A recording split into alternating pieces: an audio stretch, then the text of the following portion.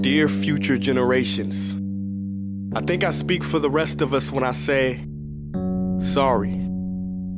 Sorry we left you with our mess of a planet. Sorry that we were too caught up in our own doings to do something. Sorry we listened to people who made excuses to do nothing. I hope you forgive us. We just didn't realize how special the earth was. Like a marriage gone wrong, we didn't know what we had until it was gone. For example, I'm guessing you probably know it as the Amazon desert, right? Well, believe it or not, it was once called the Amazon rainforest, and there were billions of trees there, all of them gorgeous, and... Oh, you don't know much about trees, do you? Well, let me tell you, trees are amazing. I mean, we literally breathe the air they are creating. They clean up our pollution, our carbon. They store and purify water, give us medicine that cures our diseases, food that feeds us, which is why I'm so sorry to tell you that we burn them down. Cut them down with brutal machines, horrific, at a rate of 40 football fields every minute. That's 50% of all the trees in the world gone in the last 100 years. Why? For this. And that wouldn't make me so sad if it weren't so many pictures of leaves on it. You know, when I was a child, I read how the Native Americans had such consideration for the planet that they felt responsible for how they left the land for the next 7 generations. Which brings me great sorrow, because most of us today don't even care about tomorrow.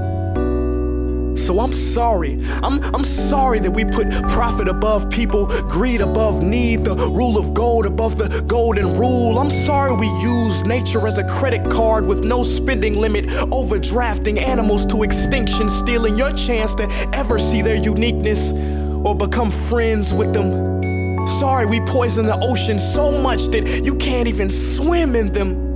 But most of all, I'm sorry about our mindset, 'cause we had the nerve to call this destruction progress. Hey Fox News, if you don't think climate change is a threat, I dare you to interview the thousands of homeless people in Bangladesh. See, while you were in your penthouse nestled, their homes were literally washed away beneath their feet due to rising sea levels. And Sarah Palin, you said that you love the smell of fossil fuels. Well, I urge you to talk to the kids of Beijing who are forced to wear pollution masks just to go to school. See, you can ignore this, but the thing about truth is, it can be denied, not avoided. So I'm sorry, future generations. I'm sorry that our footprint became a sinkhole and not a garden. I'm sorry that we paid so much attention to ISIS and very little to how fast the ice is melting in the Arctic. I'm sorry we doomed you, and I'm sorry we couldn't find another planet in time to move to. You know what? Cut the beat. I'm not sorry. This future, I do not accept it, because an error does not become a mistake until you refuse to correct it. We can redirect this. How? Let me suggest that if a farmer sees a tree that is unhealthy, they don't look at the branches to diagnose it, they look at the root.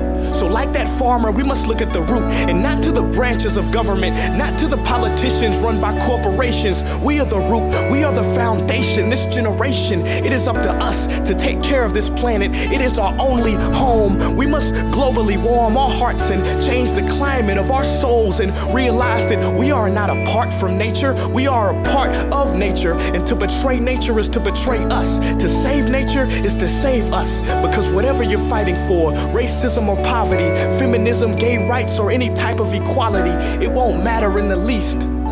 Because if we don't all work together to save the environment, we will be equally extinct. Sorry.